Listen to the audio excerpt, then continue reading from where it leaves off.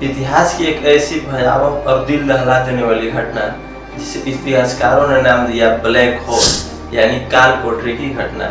आइए समझते हैं कि कैसे 146 अंग्रेज कैदियों को, जिनमें औरतें और बच्चे भी शामिल थे, इनको एक छोटे से कमरे में बंद कर दिया गया। अगली सुबह जब दरवाजा खोला गया तो इसमें मात्र 23 ही जिंदा बचे, बाकी 123 कैदी मारे जा चुके थे, दम घुटने के लोग भी मारे जा चुके थे।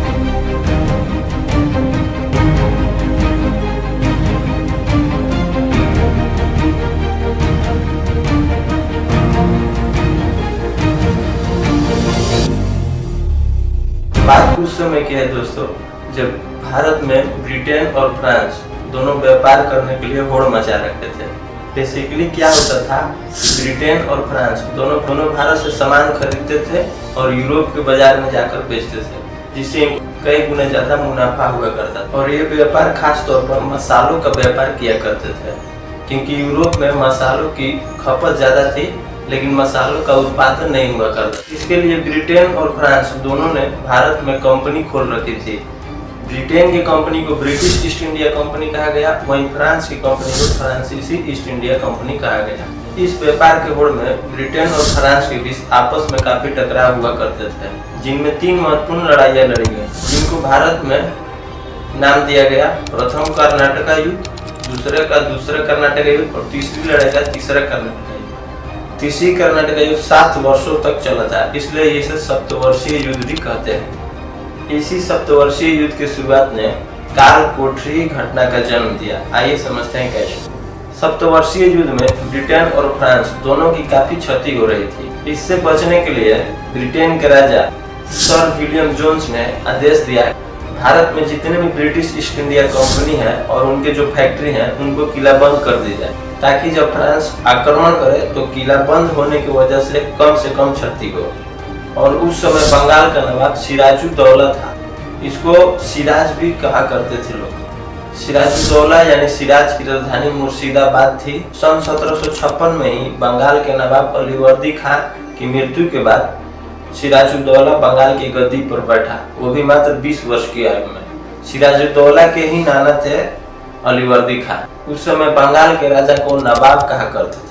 दोस्तों, उन दिनों बंगाल काफी संपन्न और डेवलप हुआ करता था। बाकी भारत के जितने भी एरिया थे उससे ज्यादा डेवलप बंगाल था। अंग्रेज व्यापारियों को बंगाल की फैक्ट्री से काफी लाभ हुआ करता था, इसलिए बंगाल के फैक्ट्रीज को किला बंद करने लगे अंग्रेज। किला बंद का मतलब होता है किसी भी शहर या फैक्ट्री को मोटी दीवार से चारों तरफ घिराव कर देना। और इस बंगाल के फैक्ट्रीज को जो किला बंद करे जा रहे थे, इसको ब्रिटेन के राजा सर विलियम जोन्स के नाम पर रखा गया, जिसका नाम था फोर्ट विलियम, यानी कि विलियम का किला। नवाब सिराज इस फैक्ट्रीज के किला बंद से खुश नहीं था।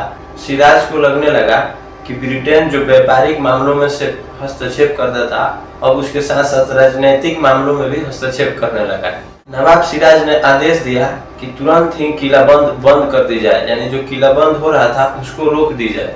लेकिन अंग्रेज इसे नहीं रोके और अपना काम जारी रखे, यानी किला बंद करते रहे। नवाब सिराज के इन आदेशों की अवहेलना होने पर सिराज ने 16 जून 1756 को फोर्ट विलियम पहुंच गया अपने सैनिक के साथ। इसके सैनिक में 50,000 पैदल सैनिक, 500 हाथी और 50 तोप थे।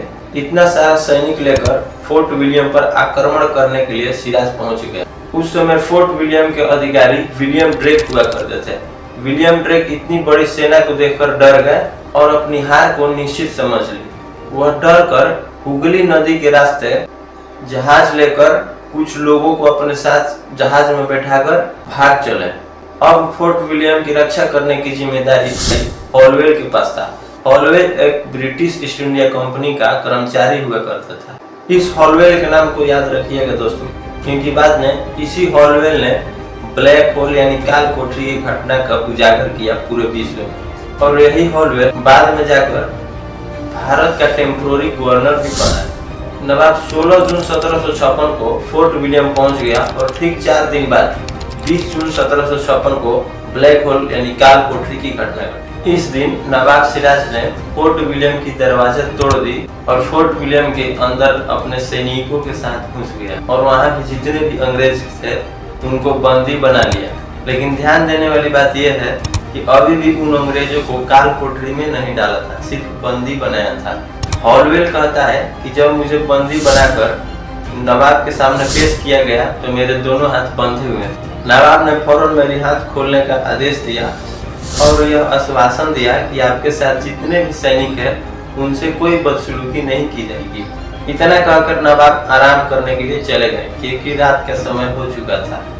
यहाँ तक सब ठीक था दोस्तों, लेकिन अब आगे नया मोड़ आने वाला है जिससे ये कहानी पूरा पलटती है। नवाब के जाने के बाद कुछ नवाब के सैनिकों ने अंग्रेज कैदियों से लूटपाट करना चालू कर दिया। इससे अंग्रेज कैदी और नवाब के सैनिक के बीच थोड़ा झड़प भी हुई। इस दौरान एक अंग्रेज कैदी ने एक नवाब के सैनिक को नशे की हालत में गोली चला दी।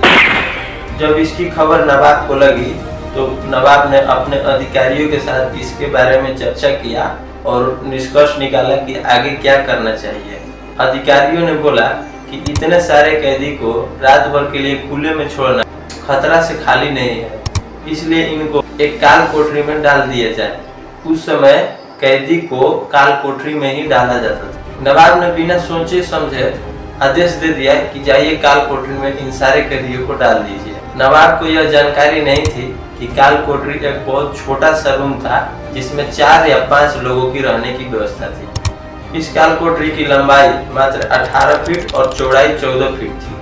सोचिए दोस्तों, इतने छोटे से कमरे में 146 अंग्रेज कैदियों को रात भर के लिए बंद कर दिया गया और वो रात जून की महीने की बहुत गर्म और उमस भरी रात थी। इन 146 कैदियों में हॉलवेल भी शामिल था, उसको भी बंद कर दिया गया था। वही हॉलवेल जिसके बारे में मैंने शुरू में बात करी थी। इन सैनिकों को करीब 8 बजे रात को बंद कर दिया गया था। 10 बजते बजते इनकी हालत बहुत गंभीर हो चुकी थी, परंतु किसी सैनिक के पास इतनी हिम्मत नहीं थी सो रहे नवाब के पास जाकर इस घटना के बारे में बताया। कुछ नवाब के सैनिकों को दया आई और काल कोठरी के सामने में 2 खिड़कियां थी, उससे पानी अंदर फेंकते थे। हॉलवेल कहता है कि जब जब खिड़की से पानी अंदर आती थी तब तब पानी के लिए सारे कैदी ऐसे भागते थे कि बीच में ही कई कैदी कुचले जाते थे। ये पानी सुकून देने के बजाय प्यास और बढ़ा देती। रात 11 बजते बजते सारे कैदी सुस्त पड़ गए, लेकिन अभी भी किसी ने नवाब को इसके बारे में नहीं बताया। रात बीतता गया और शोर शराबा धीरे धीरे खामोशी में बदलती गई। अब कैदियों के पास इतना एनर्जी नहीं बचा था कि वो अब शोर शराबा कर सके। दोस्तों, रात बीती और सुबह की पहली किरण के साथ नवाब जब उठे तो सबसे पहले आदेश दिए कि काल कोठरी की दरवाजा खोला जाए। इससे आगे जो भी हुआ उससे न सिर्फ नवाब को बल्कि नवाब के जितने भी अधिकारी और सैनिक थे उन सभी लोगों को होश उड़ गया। काल कोठरी के 146 कैदियों में से सिर्फ 23 ही जिंदा बचे। बाकी 123 कैदी दम घुटने की वजह से मारे जा चुके थे। इन 23 जिंदा बचे कैदियों में हॉलवेल भी शामिल था, जो बाद में ब्रिटेन के साथ साथ पूरे विश्व में इस घटना को उजागर किया। परंतु दोस्तों, यह घटना सच भी है या सिर्फ एक मनगढ़ंत कहानी? इस घटना के सच्चाई को लेकर कई इतिहासकारों के बीच मतभेद है। हिस्टोरियन आर्थर स्मिथ का कहना है कि घटना जरूर हुई थी, लेकिन इन घटना में बहुत सारी विसंगतियां पाई गई हैं। मतलब सारे बात इसमें सच नहीं है। इतिहासकार H.H. डॉडेट अपनी किताब क्लाइव इन बंगाल 1756 में लिखते हैं कि ये कहानी मनगढ़ंत कहानी। इनमें से अधिकतर सैनिक फोर्ट विलियम पर हुए हमलों में मारे गए थे, न कि काल कोठरी में मारे गए। ऐसे ही इतिहासकार निकोलस डक्स या निक डक्स कहते हैं कि इस घटना के कुल 14 विवरण मिले हैं, जिसमें से 13 विवरण खुद हॉलवेल का है, जबकि 14वां विवरण हॉलवेल का नहीं है और वो घटना के 16 साल बाद लिखा गया है। दोस्तों, इन सभी इतिहासकारों ने फाइनल डिसीजन यही लिया कि इस घटना के कैदी फोर्ट विलियम पर हुए हमलों में मारे गए थे, न कि काल कोठरी के अंदर मारे गए थे। हॉलवेल इसका फायदा उठाना चाहता था, इसलिए वो इस कहानी को गढ़ा ताकि सारी ब्रिटिश की सिंपैथी हॉलवेल के प्रति आगे आए और हॉलवेल को कंपनी में प्रमोट किया। आगे चलकर हुआ भी ऐसा ही। हॉलवेल जो सिर्फ ब्रिटिश ईस्ट इंडिया कंपनी का मात्र कर्मचारी था, वो बाद में जाकर भारत का टेम्पोररी गवर्नर भी बन चुका था। दोस्तों, इस बात में कितनी सच्चाई है का अपनी राय कमेंट बॉक्स में छोड़ सकते हैं। दोस्तों, ये घटना भले ही झूठ रही हो, परंतु इसका परिणाम भारत पर काफी बुरा हुआ। ब्रिटेन में इस कहानी को सुनकर हर ब्रिटिश नागरिक ने सिराजुद्दौला के साथ साथ भारत के नागरिकों के प्रति नाराजगी जाहिर की।